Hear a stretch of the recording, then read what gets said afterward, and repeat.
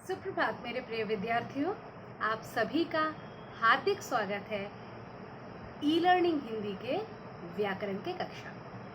तो स्टूडेंट्स, इससे पहले हमने ये जाना था कि किस प्रकार से जो है मतलब स्त्रीलिंग शब्द के लिए विशेष क्या मतलब नियम है, कौन कौन सी चीज़ें हमेशा स्त्रीलिंग रहती है।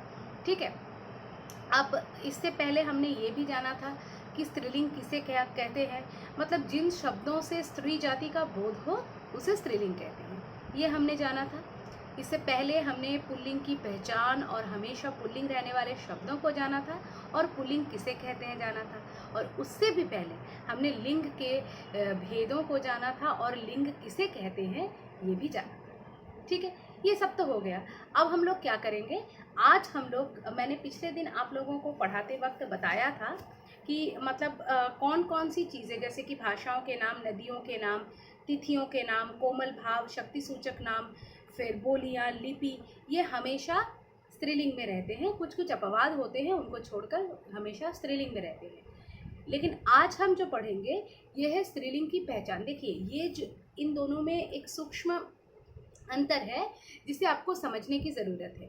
मतलब इसमें क्या है कि ये है कि ये चीज़ें हमेशा स्त्रीलिंग में रहती हैं। ठीक है, तो इनको अगर आपने पढ़ लिया, जान लिया, तो आप जान जाएंगे कि ये चीज़ें हमेशा स्त्रीलिंग रहेंगी। लेकिन अभी मैं आप लोगों को जो बताने वाली हूँ उसमें ये है कि कौन सी चीज़ें, मतलब क्या क्या ऐसे इंडिकेशंस होते हैं, क्या क्या ऐसे नियम होते हैं जिनको देखकर हम देखते ही पहचान जाएंगे कि ये शब्द स्त्रीलिंग है।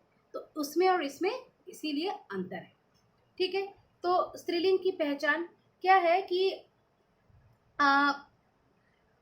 जिन संज्ञा शब्दों के पीछे बड़ी ई, ईया, आवट, आनी, आइन, ता, इन आदि लगा होता है वे स्त्रीलिंग होते हैं। जिन संज्ञा शब्दों के पीछे बड़ी ई, ईया, आवट, आनी, आइन, ता, इन आदि लगा होता है वे स्त्रीलिंग होते हैं। मतलब ये इस टाइप के प्रत्यय जो है, जिन जिन शब्दों के पीछे जुड़े होते हैं, चाहे कुछ भी हो, वो कौन से भी शब्द हो, आपको ज़्यादा मतलब उसके पीछे मतलब इतना मतलब टेंशन करने की ज़रूरत नहीं है।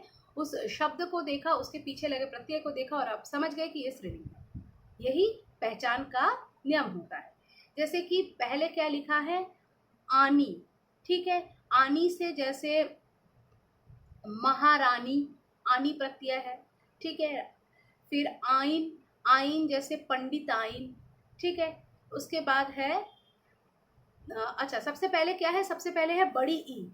बड़ी ई, जैसे बड़ी ई से आप बोलेंगे बोली, तो बोली हमेशा स्त्रीलिंग है। इसी तरह से जहाँ पर भी ऐसे बड़ी ई है, मतलब ईकारांत, बड़ी ई से अंत होने वाले शब्द, क्या बोला मैंने, ईकारांत।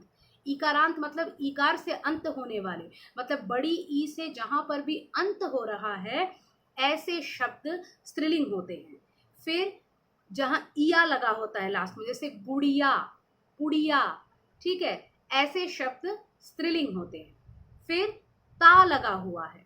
ठीक है, ता लगा हुआ शब्द भी, जैसे कि मित्रता, शत्रुता, ठीक है, लघुता, गुरुता, इस प्रकार के ता लगे हुए शब्द सदैव स्त्रीलिंग होते हैं। ठीक है, उसके बाद है आपका इन लगा हुआ प्रत्यय, इन, जैसे पंडिताइन। ठीक है, फिर पंडिताइन, फिर है आपका, जैसे मैंने आपको बोला कि आइन, पंडिताइन। ठीक है, इन लगा हुआ प्रत्यय, इन लगा हुआ मालिन। ठीक है, और भी ऐसे शब्द हैं, माली से मालिन बनता है। ठीक है, फिर नाग से नागिन बनता है। तो इन लगा हुआ प्रत्यय जो है लास्ट में अगर है तो वो स्त्रीलिंग है। ये एक पहचान के लिए दिया गया सूत्र है। तो आपको इतने सारे जो वास्ट वर्ड्स हैं, सारे वर्ड्स को याद रखने की ज़रूरत नहीं है। केवल इन सूत्रों को याद रखने से ही आप उन शब्दों को आइडेंटिफाई कर सकते हैं। ओके, चलिए, उसके बाद है प्राणियों के लिंग समझने व बताने में कठिनाई नहीं होती, परंतु वस्तुओं के लिंग निर्धारण में कई बार कठिनाई होती है, उस समय व्याकरण की सहायता ली जाती है ना। मतलब जो प्राणी होते हैं, चाहे पशु हो चाहे इंसान हो, उनमें मेल फीमेल बताने में डिफरेंस देखकर ही हम बता सकते हैं। उसके लिए चिंता नहीं होती है, उन शब्दों के प्रयोग में किसी प्रकार की चिंता नहीं होती है। तो चिंता का विषय कहाँ होता है? चिंता का विषय होता है हमारे ये जो शब्द हैं, जो कि वस्तु हैं, जो कि थिंग्स हैं, उनको लेकर ही चिंता होती है। ठीक है, तो इन चीज़ों को अगर आप ध्यान में रखेंगे तो फिर आप आसानी से जो है पहचान कर पाएंगे। ठीक है, और कुछ शब्द सदा स्त्रीलिंग ही रहते हैं।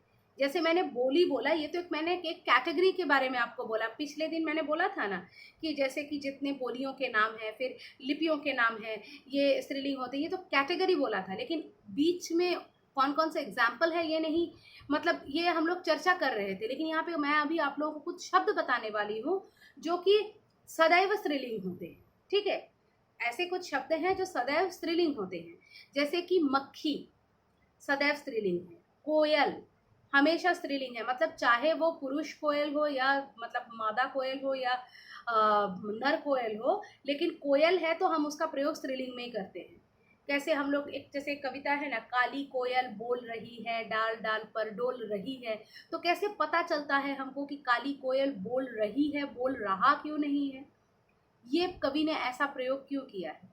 फिर एक और कविता मेरे जहन में आ रही है, देखो कोयल काली है पर मीठी है इसकी बोली, मीठा है क्यों नहीं बोला, मीठी है क्यों बोला, मतलब स्त्रीलिंग का प्रयोग क्यों हो रहा है? जितनी बार कोयल आ रहा है उतनी बार स्त्रीलिंग का प्रयोग क्यों हो रहा है?